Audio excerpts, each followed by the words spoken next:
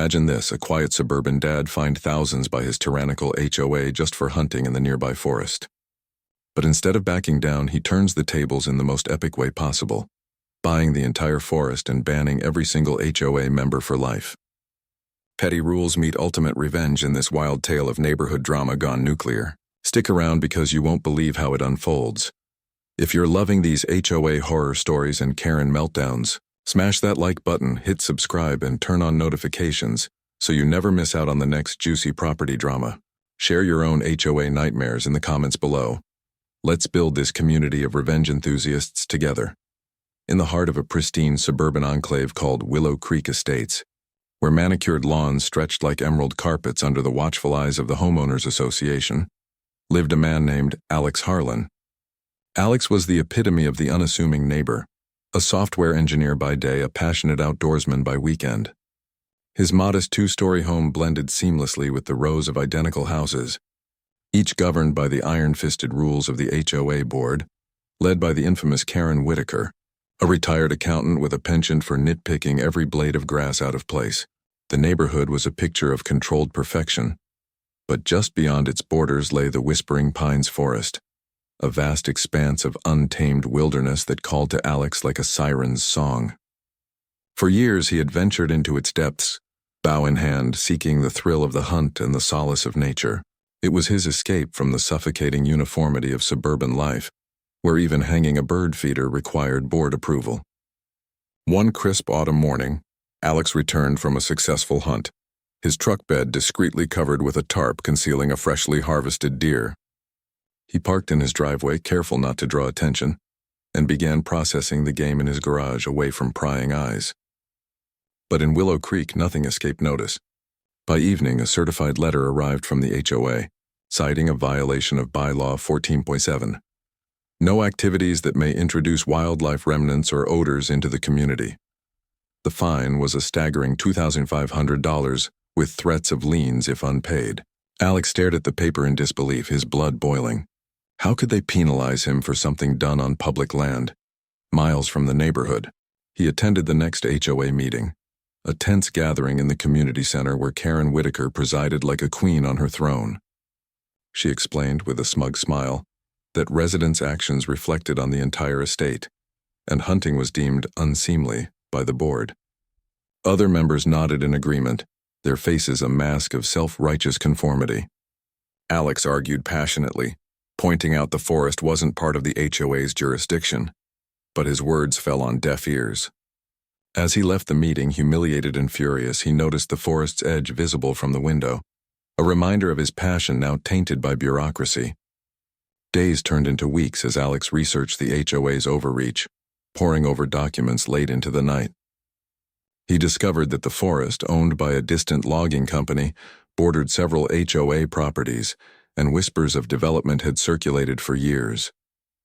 The fine hung over him like a dark cloud, forcing him to dip into savings to pay it off, but resentment festered.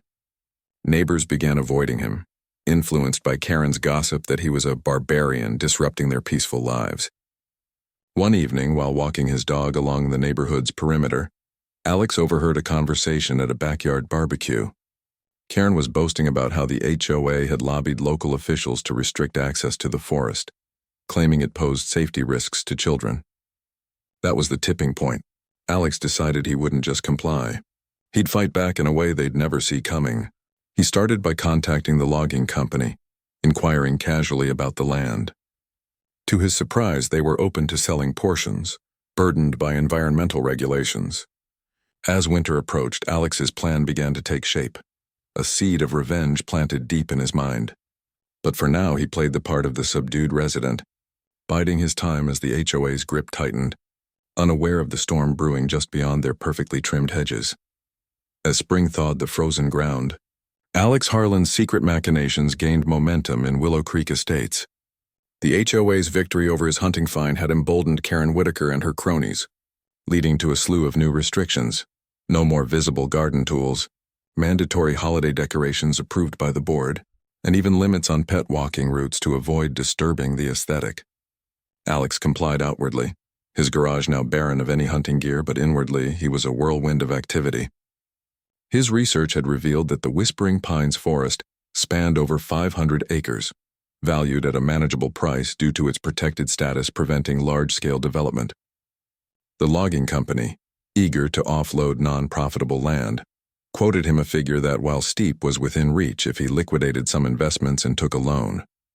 Nights blurred into days as Alex consulted lawyers, environmental experts, and real estate agents all under the radar.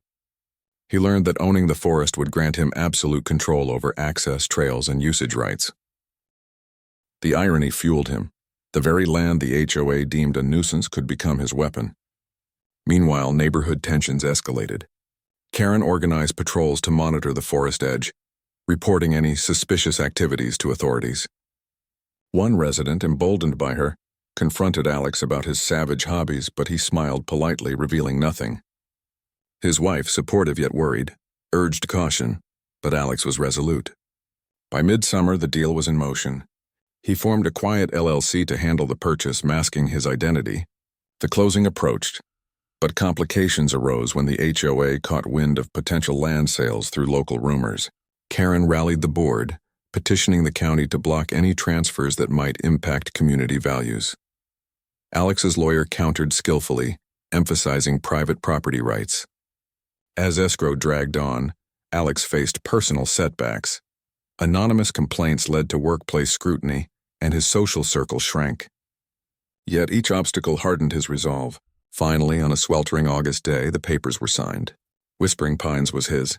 Elation mixed with anticipation as he surveyed his new domain, envisioning gates, signs, and restrictions tailored for revenge. But implementation would require patience. He began by hiring surveyors to mark boundaries, subtly encroaching on what the HOA considered their views. Whispers spread through Willow Creek. Who was this mysterious buyer? Karen's emails flooded inboxes, demanding vigilance. Alex savored the brewing panic from afar, knowing the real showdown was imminent.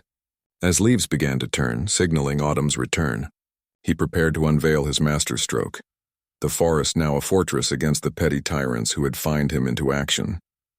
With the deed to Whispering Pines Forest securely in his possession, Alex Harlan wasted no time transforming his acquisition into an impenetrable sanctuary in the shadow of Willow Creek Estates.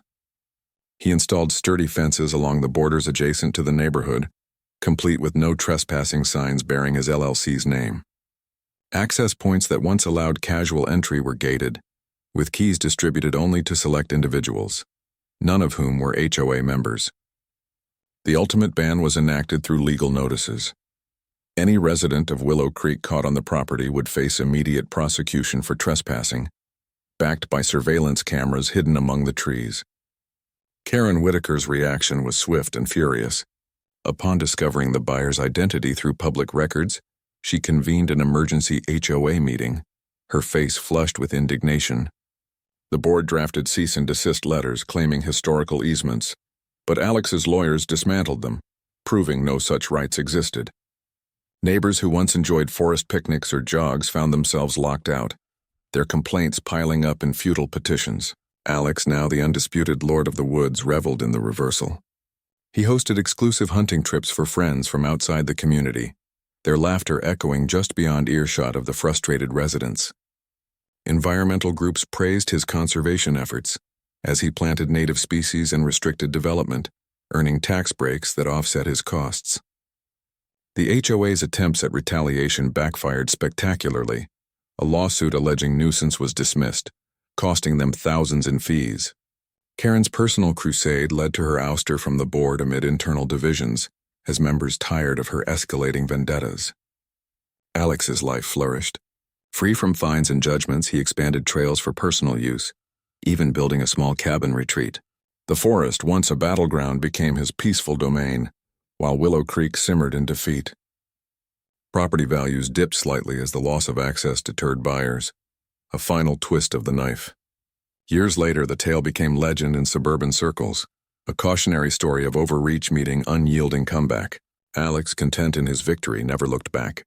The whispers of the pines, a symphony to his triumph.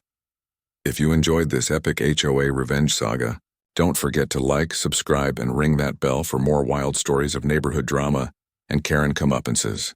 Drop your thoughts in the comments. What would you do in Alex's shoes? Thanks for watching, and we'll see you in the next one.